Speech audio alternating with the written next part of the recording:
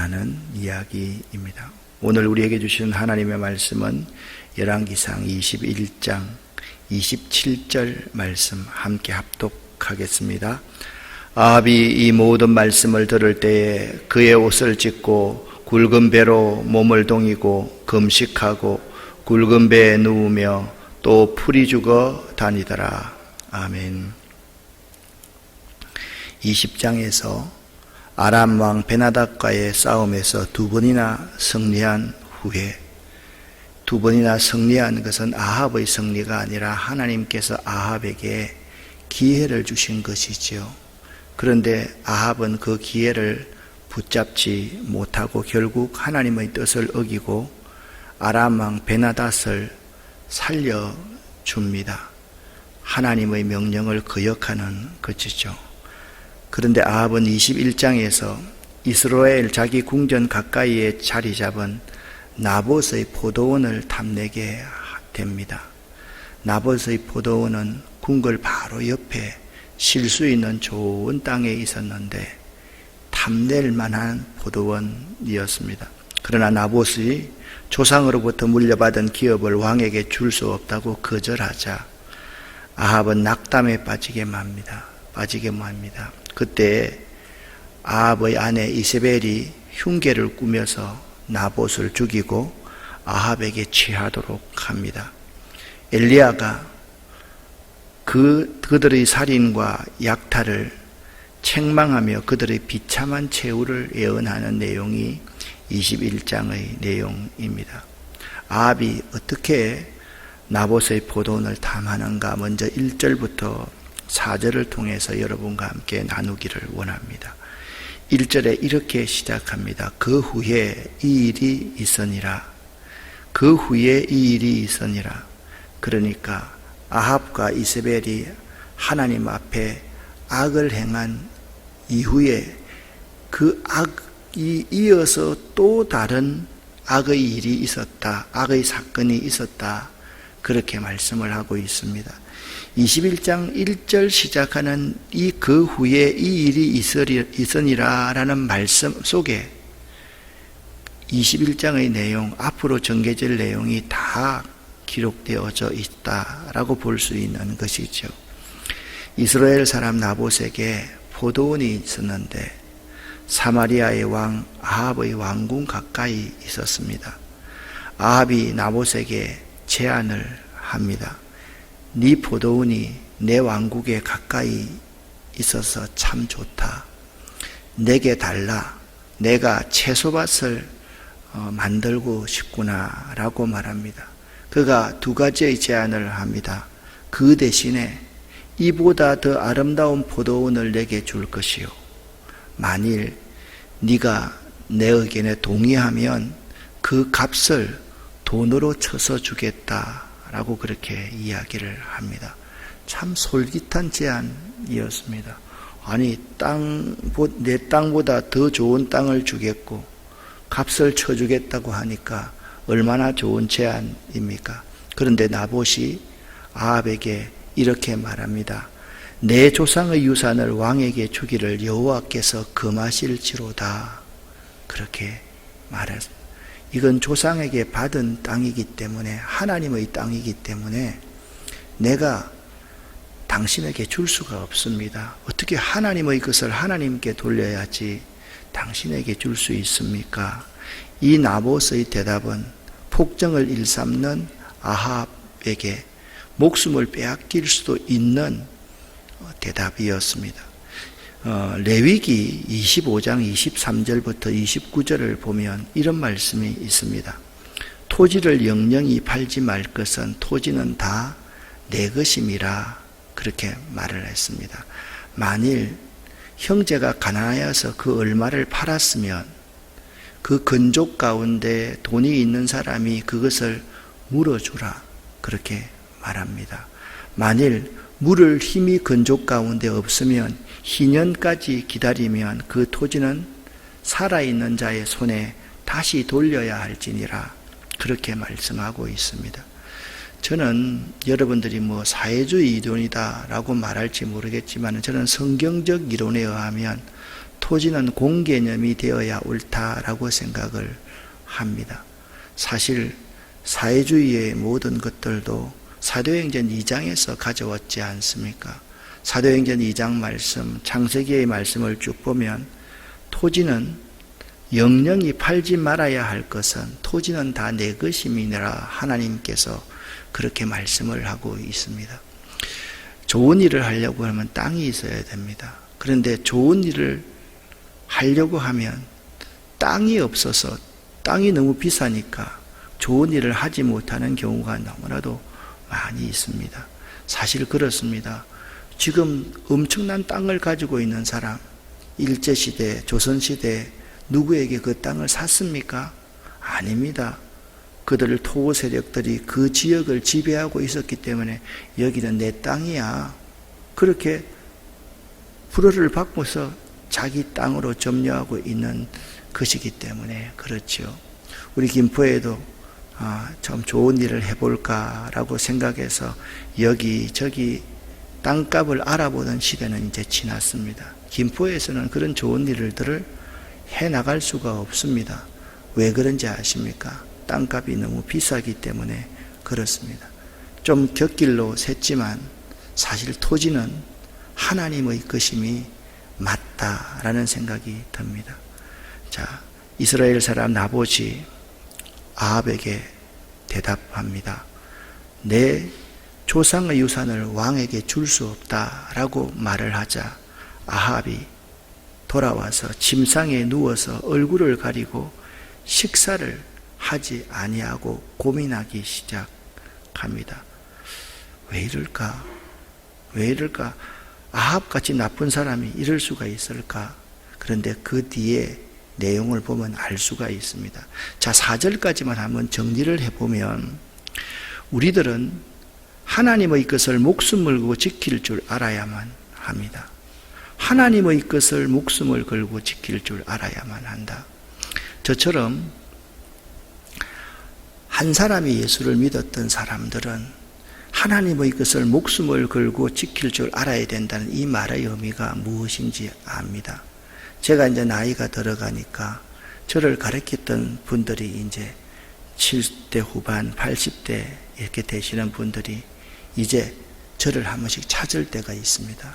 며칠 전에도 전화가 와서 전규택 목사님을 바꿔달라고, 그래서 우리 조 목사님이 저한테 전화번호를 줘서 전화를 했더니 그분이, 여자분이 목사가 되어 있습니다.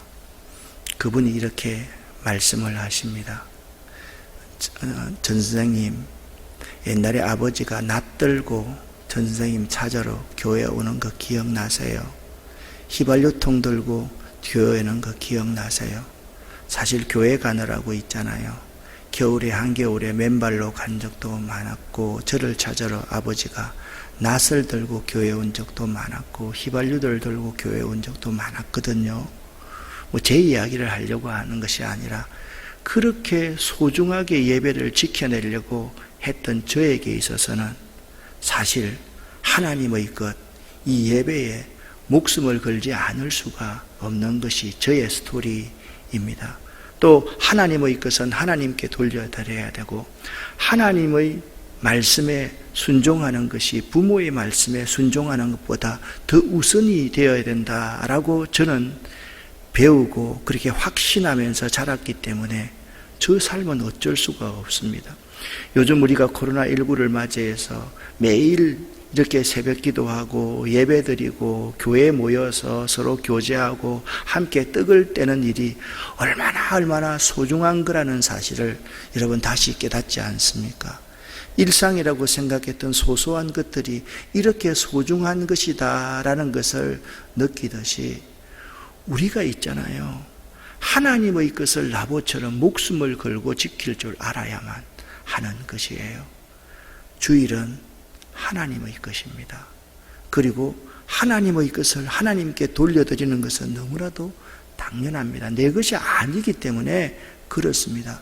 그리고 하나님의 말씀이면 그분이 나의 창조주이시기 때문에, 나는 피조물이기 때문에 당연히 하나님 말씀에 순종할 수 있어야만 하는 것이지 않겠습니까, 여러분?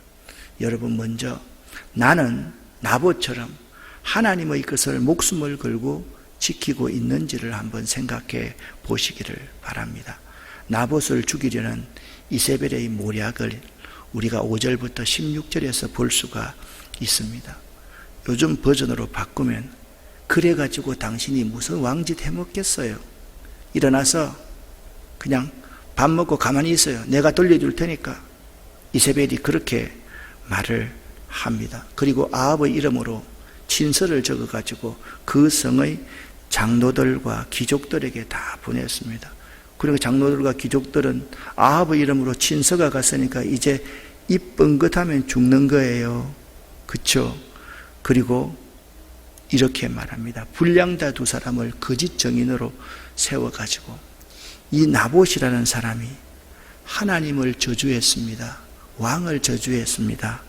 끌고 나가서 돌로 쳐 죽이면 되지 않겠는가 라고 이야기를 합니다. 여러분, 이세벨 같은 이런 사람은요, 지켜야 할 인간의 존엄성, 지켜야 될 인간의 존엄성을 짓밟는 사람이 이세벨 같은 사람입니다.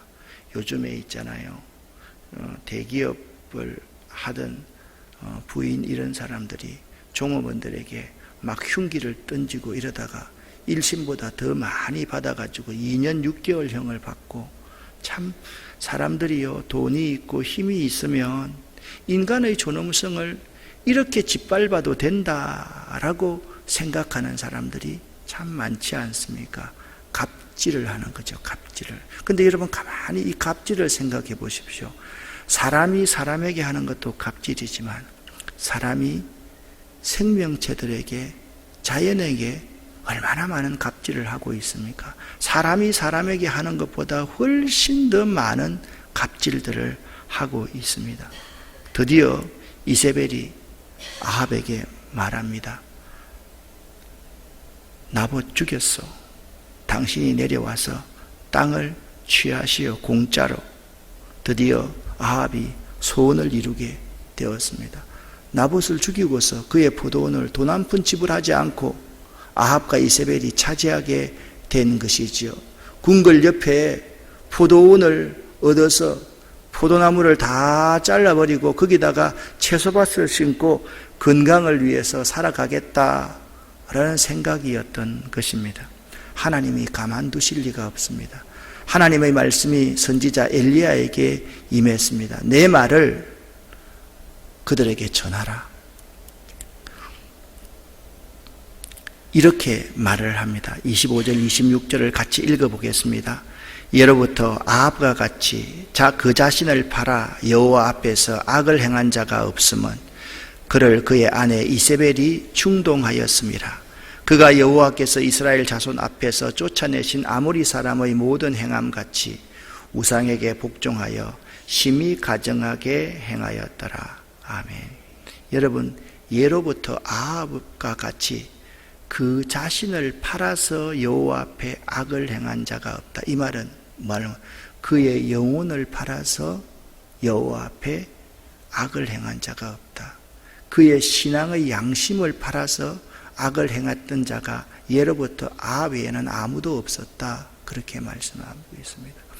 우리가 있잖아요, 우리의 욕심을 채우기 위해서 영혼을 파는 경우가 많습니다. 신앙을 파는 경우가 참 많습니다. 본질을 팔아버리는 경우가 참으로 많다라는 거예요.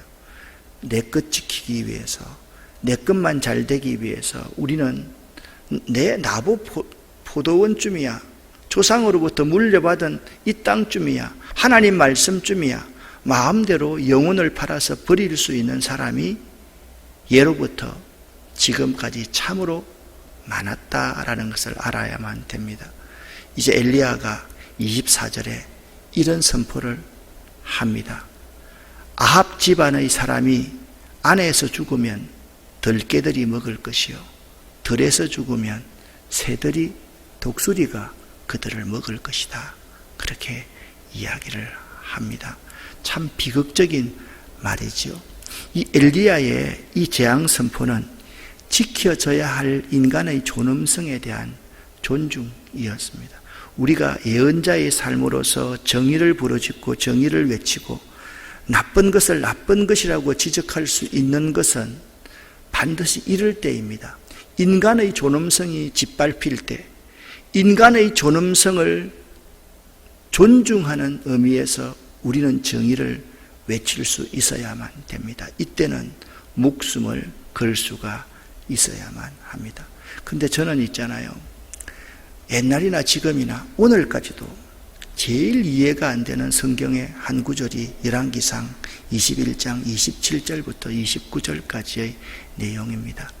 이런 포악한 아합과 이세벨 같은 자가 회개하니까 하나님이 저의 겸비함을 보았다라고 그를 용서해 주는 겁니다. 저는 참 이 사실이 너무나도 이해가 안 됩니다. 아합 같은 자는 죽여야 되지 않겠습니까?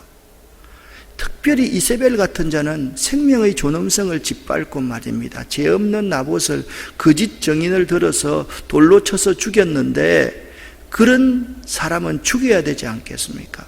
저는 개인적으로 이런 생각을 할 때가 참 많습니다. 태형제도가 좀 부활했으면 좋겠다. 사형제도도 때로는 있었으면 좋겠다. 이건 개인적인 생각입니다. 조류생태공원을 이렇게 쭉 다니다 보면 참 이상한 인간들이 많이 있습니다.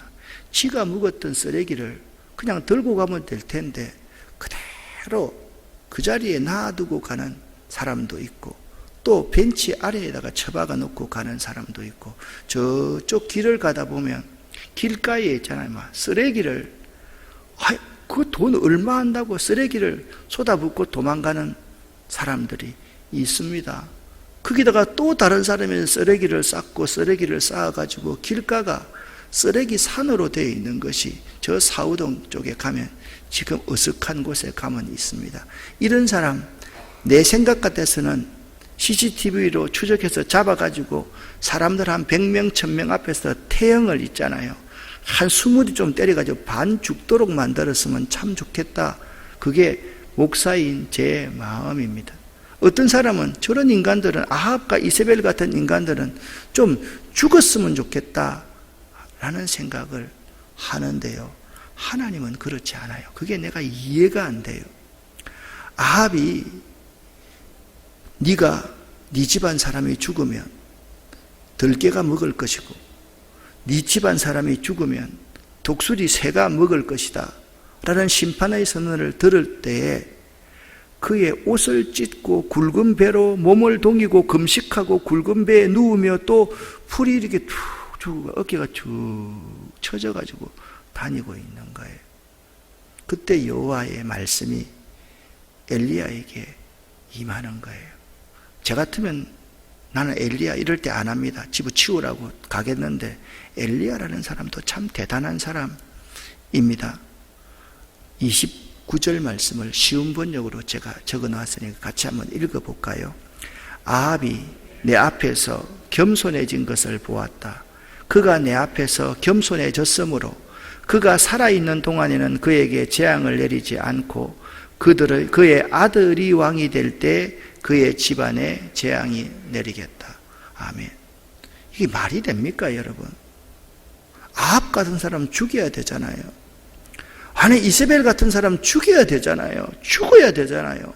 그런데 하나님은요, 아합이 내 앞에서 겸손해진 것을 보았대요. 겸손, 무슨 개코나 겸손입니까?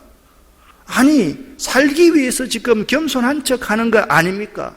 그런데 하나님이 용서하더라는 거예요. 여기에서 중요한 교훈 얻습니다. 하나님은 인간이 아니지 않습니까? 하나님은 내 같은 이 좁은 속이 아니지 않습니까? 하나님은 하나님이지 않습니까?